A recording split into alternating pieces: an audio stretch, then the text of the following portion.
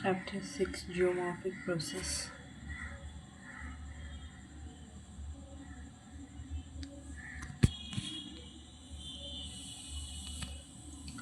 After learning about the Earth was born, how it evolved, its crust and other inner layer, how its crystal plates moved and are moving, other information on earthquake, the form of volcanism and about the rocks and mineral the crust is composed of. It is time to know in detail about the surface of the earth on which we live.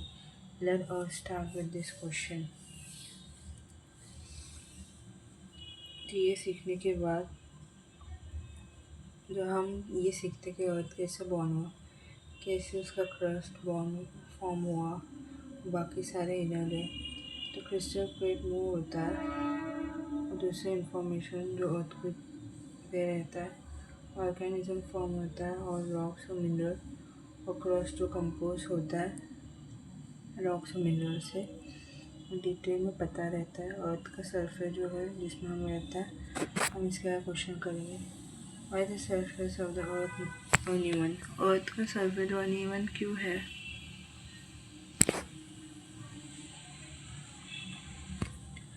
The earth crust is dynamic. Earth crust जो dynamic है, you are well aware that it has moved and moved vertically और horizontally. Earth crust जो dynamic है और आप जानते हैं कि अर्थ जो है मूव होता वर्टिकली और horizontally. Of course it move a bit faster in the past than the rate at which it is moving now. तो वही अर्थ जो है मूव करता है, फास्ट मूव होता है.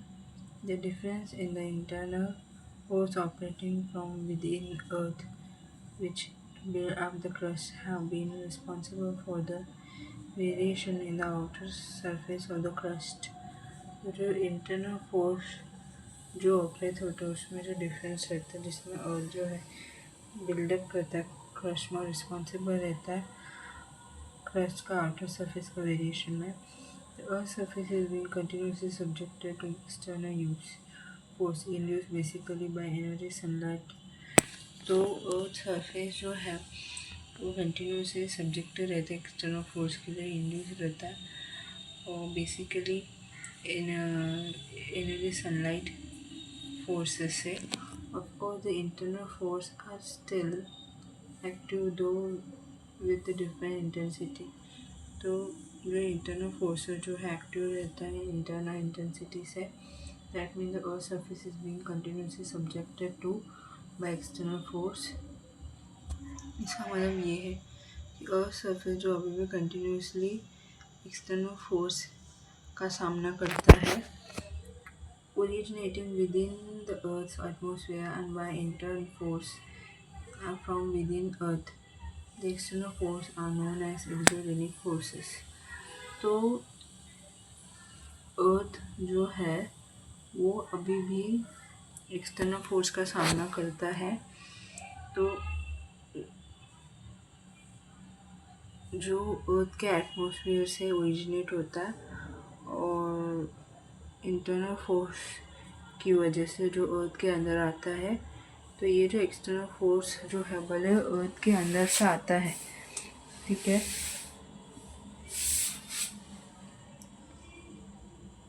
अर्थ के अंदर के फोर्स से आता है, लेकिन अर्थ का सरफेस इस एक्सटर्नल फोर्स का सामना करता है. इसको बोलते हैं एक्सोजेनिक फोर्स. और यही फोर्स जो है ना अर्थ के अंदर इंटरनल फोर्स से आता है उसको बोलते हैं एंडोजेनिक फोर्सेस.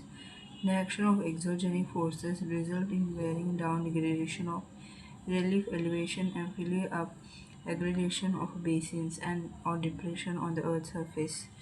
तो जो एक्सोजेनिक फोर्सेस का एक्शन जो है वो नीचे गिर जाता है, डिग्रेडेशन रिलीफ होता है, एलिवेशन होता है डिग्रेडेशन का, बेसिन का एग्रीगेशन होता है, डिप्रेशन होता है अर्थ सरफेस पे. The phenomena of wearing down of relief variation of the surface of the earth throughout erosion is known as gradation. तो जो अर्थ सरफेस का जो रिलीफ वेरिएशन होता है जो नीचे चला जाता है इरोजन के थ्रू, उसको बोलते हैं gradation. The endogenic forces continuously elevate or build up part of the Earth's surface, and hence the exogenic process fail to even out the variation of the surface of the Earth. तो endogenic forces जो continuously elevate होता है build करता है earth surface के ऊपर, और इसीलिए ये एक्सोजेनिक प्रोसेस जो है फेल करता है, तो अर्थ के सरफेस में ये रिलीफ वेरिएशन लाता है. सो variation remain as long as opposing action of exogenic and endogenic forces continue. तो ये वेरिएशन जो है तब तक रहता है जब तक एक्सोजेनिक और एंडोजेनिक फोर्सेस का ऑपोजिट एक्शन कंटिन्यू रहता है. In general term, the endogenic forces are mainly land building force and the exogenic process are mainly land wearing forces. तो जनरल टर्म में एंडोजेनिक फोर्सेस जो है ये लैंड जो बिल्ड करता फोर्सेस को, एंडोजेनिक फोर्सेस जो है लैंड बिल्डिंग फोर्सेस है, और एक्सोजेनिक फोर्सेस जो है वो लैंड वेयरिंग फोर्सेस है. ठीक है, तो एंडोजेनिक फोर्सेस की वजह से लैंड बनता है, और एंडोजेनिक की वजह से लैंड बनता है, एक्सोजेनिक की वजह से लैंड गिर जाता है नीचे या टूट जाता है. The surface of the earth is sensitive. Earth का सरफेस सेंसिटिव है. Human on it for their sustenance have been using it extensively and intensively. इंसान ने जो है अर्थ के सरफेस पे डिपेंडेंट है और इसे इंटेंसिवली एक्सटेंसिवली यूज़ करते हैं. So it is essential to understand its natural nature in order to use it effectively without disturbing its balance and diminishing its potential for the future. तो इसीलिए ज़रूरी है कि इसके नेचर को समझे इफेक्टिवली बिना डिस्टर्ब किए, बैलेंस को डिमिनिश करे इसका पोटेंशियल फ्यूचर के लिए.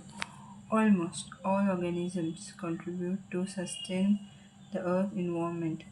वैसे भी सभी ऑर्गेनिज्म जो कंट्रीब्यूट करता है अर्थ इन्वायरमेंट को सस्टेन करने के लिए. However human have caused extensive damage to the environment through over use of resources.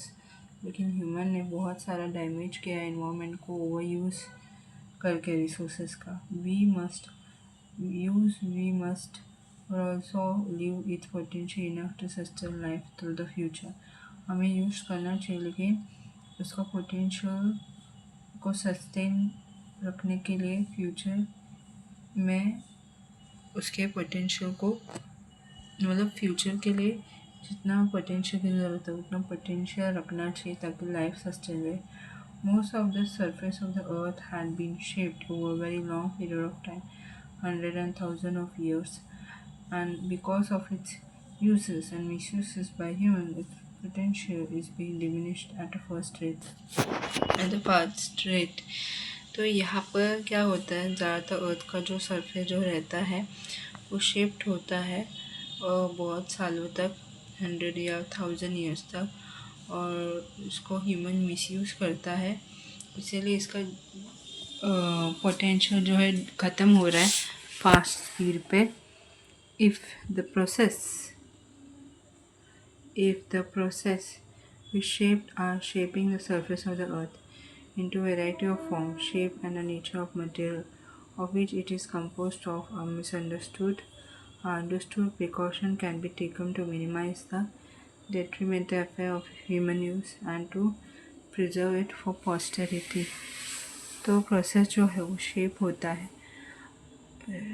वो अर्थ सरफेस को शेप देता है अलग अलग फॉर्म में, और मटेरियल का जो नेचर रहता है जिससे बना हुआ रहता है उससे हम समझ सकते हैं, प्रिकॉशन ले सकते हैं, मिनिमाइज कर सकते हैं, ह्यूमन को यूज़ को डेट्रीमेंटल इफेक्ट दे सकते हैं और प्रिजर्व कर सकते हैं पोस्टेरिटी के लिए.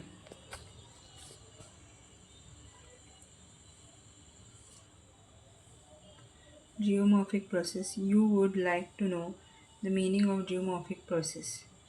जो जियोमॉर्फिक प्रोसेस का मतलब क्या है? The endogenic and exogenic forces causing physical stress and chemical action on earth material.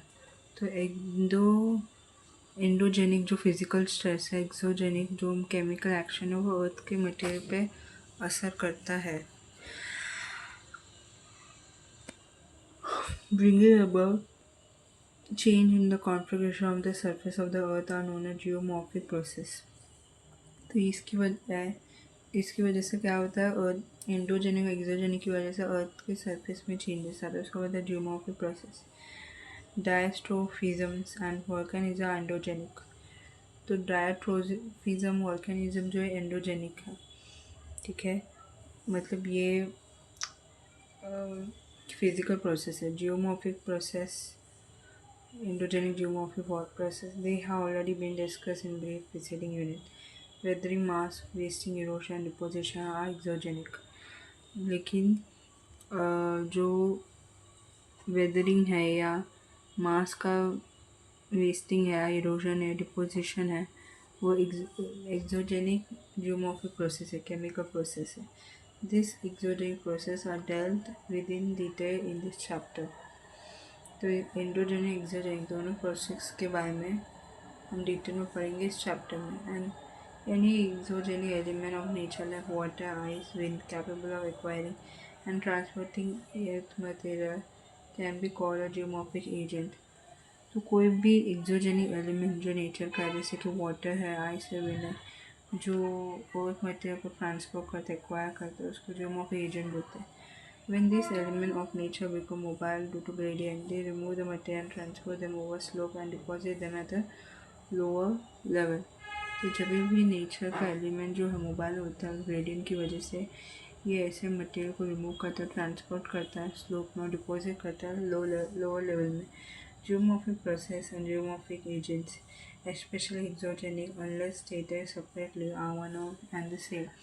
तो जियोमॉर्फिक प्रोसेस और जियोमॉर्फिक एजेंट, इसमें एक्सोजेनिक, तो ये सेपरेट होता है एक दूसरे से। The process is a force apply on earth material affecting the same. तो ये जो जियोमॉर्फिक प्रोसेस जो ये फोर्स है जो अप्लाई करता है अर्थ मटेरियल पे और सेम तरीके से अफेक्ट करता है।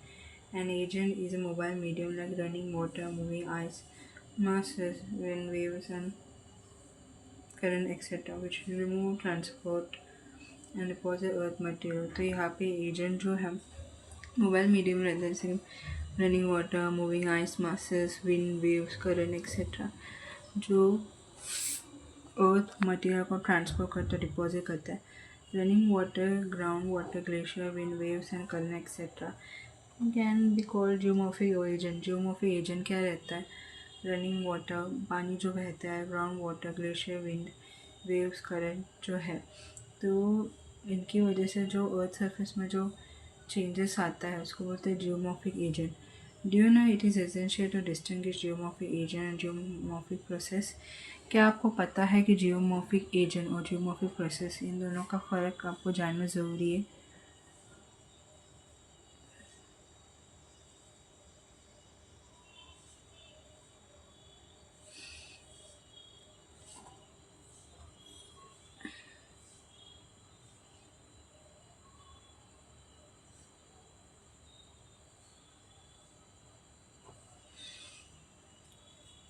Gravity, beside being a directional forces activating all downslope movement of matter, also cause stress on the earth materials.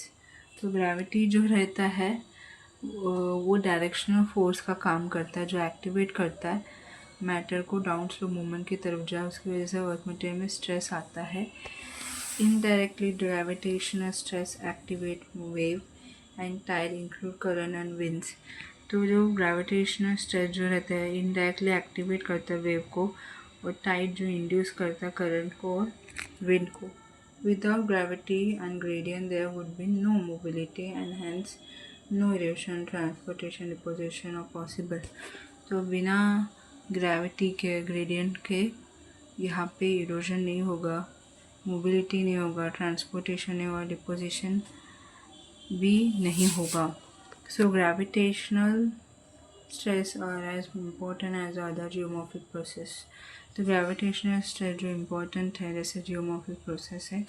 Gravity is the force that is keeping earth in contact with the surface and it is the force that switch on the movement of all surface material on the earth. तो gravity जो है force है जो earth के surface के contact में रहता है, और ये हमेशा जो है अर्थ में जो मटेरियल सरफेस रहता है उसके मूवमेंट को बदलते रहता है।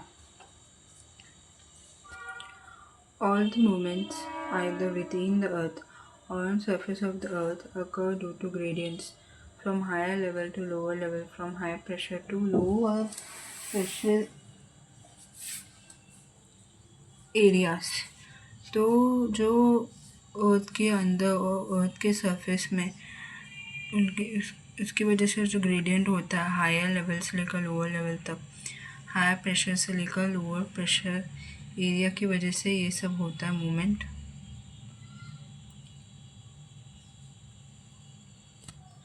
Endogenic process. The energy emanating from within the earth is the main force behind endogenic geomorphic process. तो एनर्जी जो है एमिनेटिंग रहता है अर्थ के अंदर और मेन फोर्स रहता है एंडोजेनिक जियोमॉर्फिक प्रोसेस के पीछे। तो एंडोजेनिक जियोमॉर्फिक प्रोसेस के पीछे जो अर्थ में से जो एनर्जी एमिनेट होता है तो उसकी वजह से एंडोजेनिक जियोमॉर्फिक प्रोसेस होता है। This energy is mostly generated by radioactivity, rotation and tidal friction and primordial heat from the origin of the earth. तो ये जो एनर्जी जो अर्थ के अंदर से आता है ये कैसे आता है? एक तो रेडियो एक्टिविटी की वजह से radiation, tidal friction, primordial heat जो अर्थ के ओरिजिन से आता है। This energy due to geothermal gradients and heat flow from within induce diastrophisms and volcanism in the lithosphere. ये एनर्जी जो होता है जियोथर्मल ग्रेडियंट की वजह से होता है और हीट जो फ्लो होता है रिड्यूस करता है डायस्ट्रोफिज्म को, वोल्केनिज्म को जो लिथोस्फीयर में होता है। Due to variation in geothermal gradient and heat flow from within, crystal thickness and strength, the action of endogenic forces are not uniform. Hence, the tectonic control original crystal surface is uneven.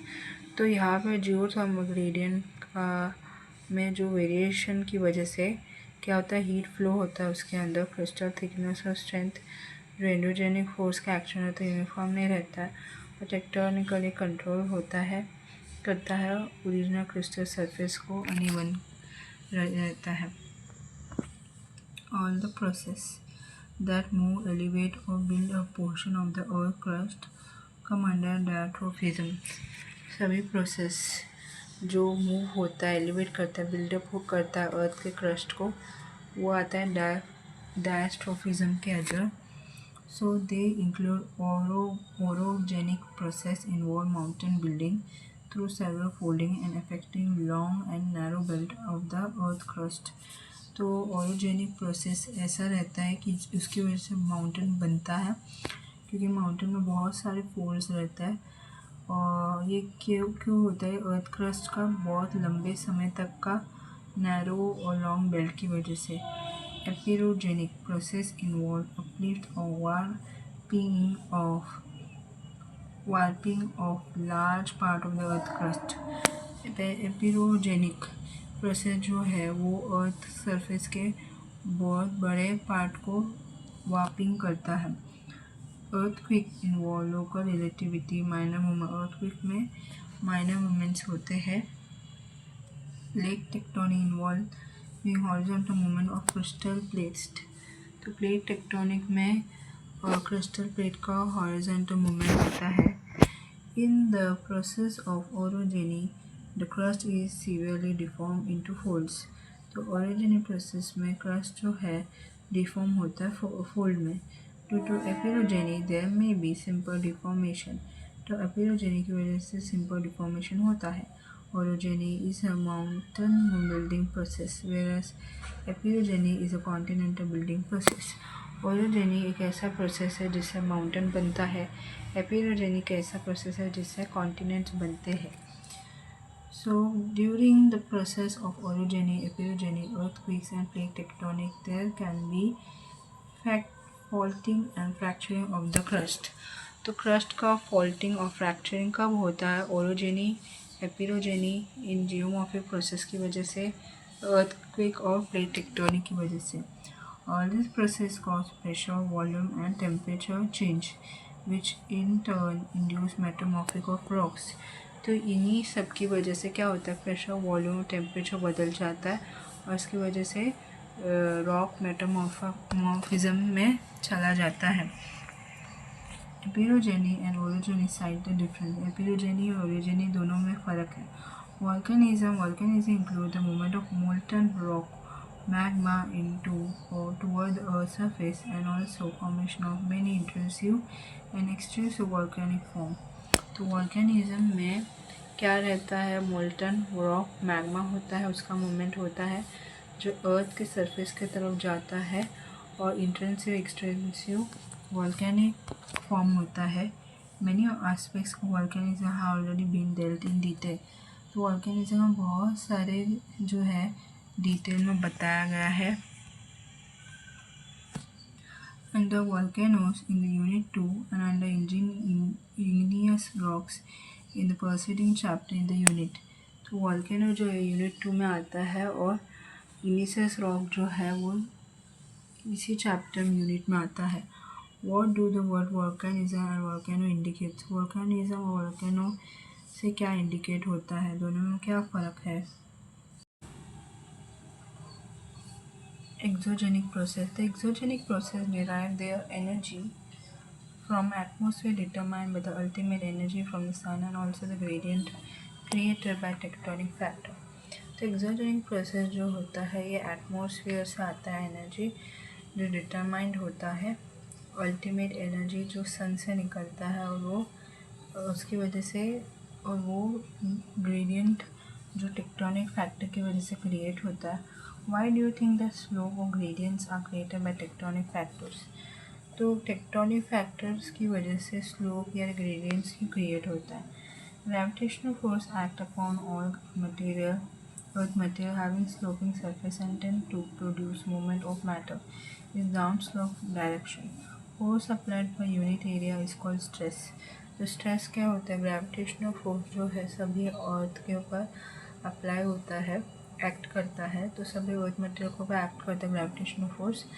तो sloping surface होता है और वो matter का movement produce करता है slope direction में। ये फोर्स जो अप्लाई होता है पर यूनिट एरिया में उसको स्ट्रेस बोलते हैं।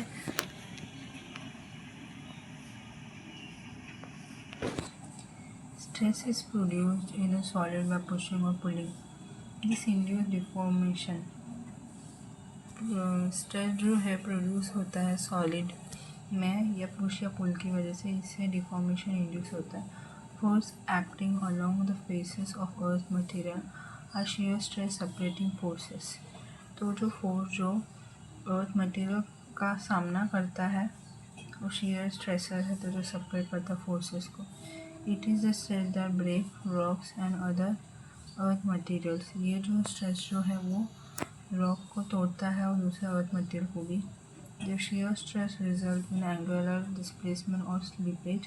ये shear stress जो रहता है वो angular displacement या slippage में होता है, जिससे gravitational stress earth material becomes subjected to molecular stress that may be caused by number of factors among which temperature changes। तो gravitational stress के अलावा ग्रेविटेशनल फोर्स जो अर्थ मटेरियल पर स्ट्रेस करता है, उसके अलावा ये मॉलिक्यूलर स्ट्रेस का सामना करता है जो बहुत सारे फैक्टर की वजह से होता है, जिसकी वजह से जिसमें टेम्परेचर चेंज भी शामिल है। Crystallisation melting are the most common. Crystallisation melting जो बहुत ही कॉमन है। Chemical process normally leads to loosening of bond between grains, dissolving of soluble minerals और सीमेंटिंग मटेरियल। तो केमिकल प्रोसेस जो है उसकी वजह से क्या होता है, बॉन्ड जो है लूज़ होता है, ग्रेन्स जो डिज़ॉल्व होता है सॉल्युबल मिनरल्स में या फिर सीमेंटिंग मटेरियल में। दस the basic reason that lead to weathering, mass movement and erosion is development of stresses in the body of the earth material। तो बेसिक रीज़न जो रहता है वेदरिंग का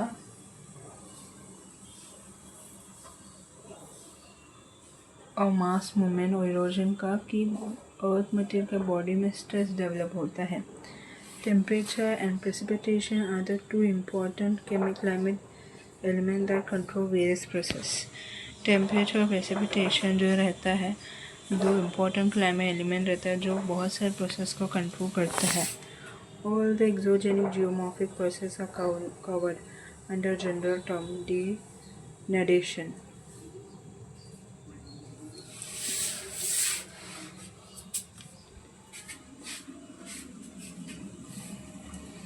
तो ये सभी एक्सोजेनिक एक्जियोमॉर्फिक प्रोसेस कवर होता है जनरल टर्म के अंदर, denudation टर्म्स के अंदर.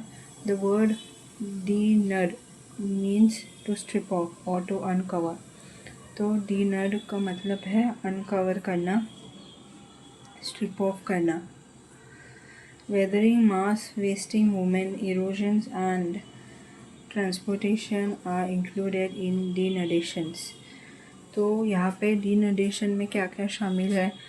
वेदरिंग होना, मास वेस्टिंग या मास मूवमेंट होना, इरोजन होना, ट्रांसपोर्टेशन होना, ये इसमें सब denudation शामिल है.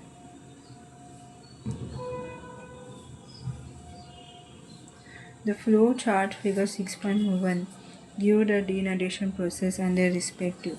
फ्लो चार्ट जो है denudation प्रोसेस देता है.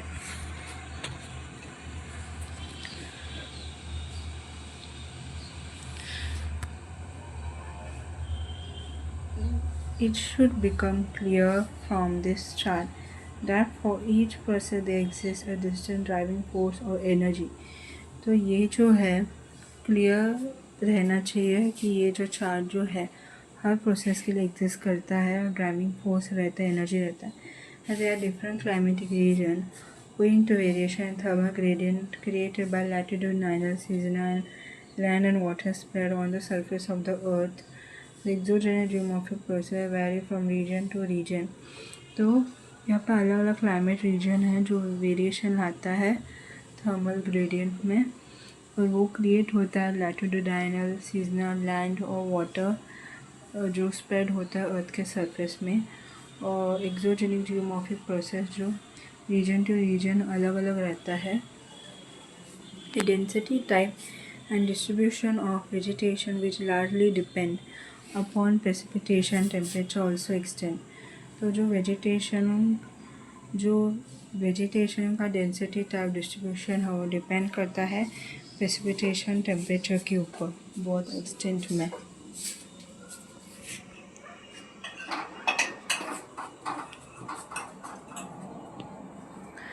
denudation प्रोसेस में वेदरिंग, मास मूवमेंट और इरोजन शामिल है. ड्राइविंग फोर्स क्या है एनर्जी का?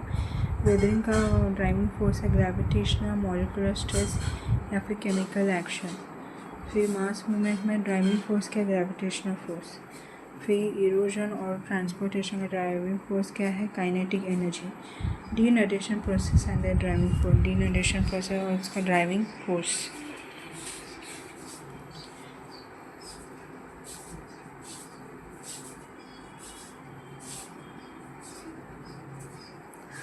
The density, type and distribution of vegetation which largely depend upon precipitation and temperature also extend influence indirectly an exogenic geomorphic process. तो यहाँ पर वेजिटेशन का डेंसिटी, टाइप, डिस्ट्रीब्यूशन जो डिपेंड होता है टेम्परेचर, प्रेसिपिटेशन पे, जो directly indirectly exogenic geomorphic process की वजह से इन्फ्लुएंस होता है. जियोमॉर्फिक प्रोसेस को इन्फ्लुएंस करता है ये सब. Within different climatic region there may be local variation of the effect of different climatic element due to altitudinal different aspects variation and variation in the amount of insolation received by north-south facing slope as compared to earth and west facing slopes. तो climatic reason जो है अलग अलग climatic reason में local variation होता है अलग अलग क्लाइमेटिक एलिमेंट का इफेक्ट का किसकी वजह से? एल्टीट्यूड डिफरेंस की वजह से. तो वेरिएशन नॉर्थ और साउथ का फेस स्लोप को इंसोलेशन मिलता है कंपेयर टू ईस्ट और वेस्ट के फेसिंग स्लोप से.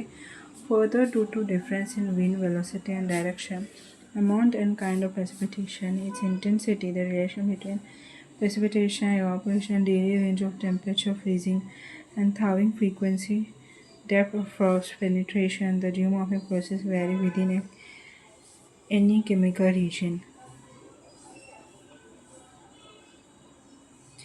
तो विंड वेलोसिटी और डायरेक्शन के बीच में, विंड वेलोसिटी, डायरेक्शन और अमाउंट और काइंड ऑफ प्रेसिपिटेशन के बीच में फ़र्क की वजह से ये आगे बढ़ता है। प्रेसिपिटेशन इवेपोरेशन का इंटेंसिटी रिलेशन रहता है।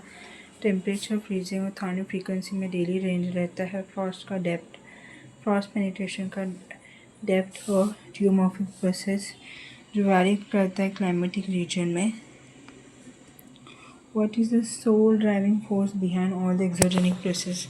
Exogenic process का sole driving force क्या है?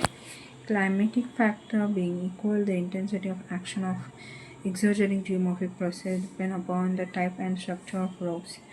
तो climatic factor जो है equal रहता है, तो exogenic geomorphic force का जो intensity का action रहता है वो depend करता है रॉक के टाइप और स्ट्रक्चर के ऊपर। The term structure include such aspect of rocks as fold, orientation, inclination of beds, presence और absence of joints, bedding plane, hardness और softness of constituent minerals, chemical susceptibility of mineral constituent, and the permeability or impermeability.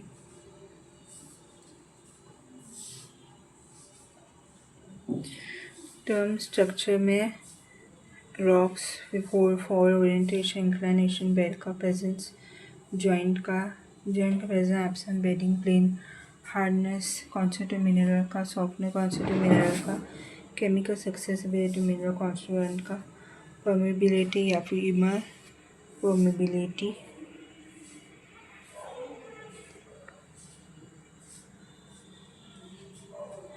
Different type of rock with difference in their structure offer varying resistance to various geomorphic process.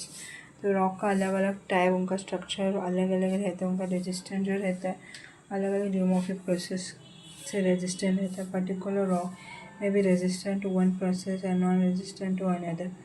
कोई भी particular rock जो resistant रहता है दूसरे rock का process से non resistance है। Under varying climatic condition, a particular rock may exhibit different degree of resistance to geomorphic process, and hence they operate at different rate and give rise to difference in typography. तो climatic condition अलग रहता है particular rock में, वो अलग अलग resistance का अलग अलग डिग्री रहता है जियोमॉर्फिक प्रोसेस के लिए, ऑपरेट करता है अलग अलग स्पीड में, और टोपोग्राफी में फ़र्क रहता है। The effect of most of the exogenic geomorphic processes are small and slow and may be imperceptible in short time span, but will be in the long run affect the rock severely due to continued fatigue. तो यहाँ पे exogenic geomorphic process का effect जो छोटा रहता है, slow रहता है, imperceptible रहता है, शॉर्ट टाइम स्पैन रहता है, लेकिन लॉन्ग रन में ये रॉक पे इफेक्ट करता है कंटिन्यूड फैटिग की वजह से। Finally it boils down to one fact that the difference on the surface of the earth though originally related to crustal evolution continue to exist in some form and other due to difference in the type of structure of earth material, difference in geomorphic process and in the rate of operation. तो यहाँ पर अर्थ का surface जो है उसमें फ़र्क रहता है, रिलेट करता है क्रस्टल इवोल्यूशन जो कंटिन्यू करता एग्जिस्ट करता है। अलग अलग टाइप की अर्थ का अलग अलग स्ट्रक्चर अलग अलग टाइप की वजह से, अर्थ का मटेरियल का अलग अलग टाइप अलग अलग स्ट्रक्चर की वजह से जियोमॉर्फिक प्रोसेस में फ़र्क रहता है, ऑपरेशन रेट में भी फ़र्क रहता है। Some of the exogenic geomorphic process have been dealt in detail here. तो एक्सोजेनिक जियोमॉर्फिक प्रोसेस जो है डिटेल में बताया है।